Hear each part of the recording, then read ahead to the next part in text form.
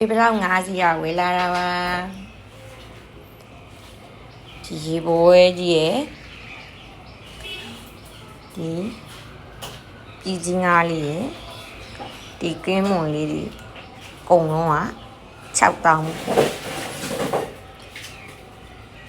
ဒါလေးက90တာ2000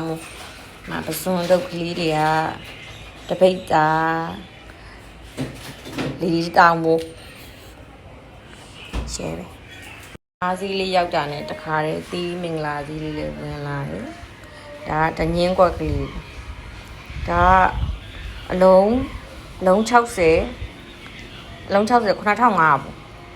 ဒါလေးကကလေးတငင်းတီးအုံလို့လုံစားမှုတဲ့အဲ့ဒါဝဲလာအလုံး90 9500ဒီနှစ်မျိုးကို1000ပဲဒါလေးကကလော်လေး1100တဲ့အကြီးပဲအတောက်20ဝယ်လာတယ်ဒါလေးကနည်းနည်းပဲဒါယူ900တဲ့တစည်း900ပေါ့900ဘူးလေဒါလေးကချင်းမောင်တစည်း300 10စည်း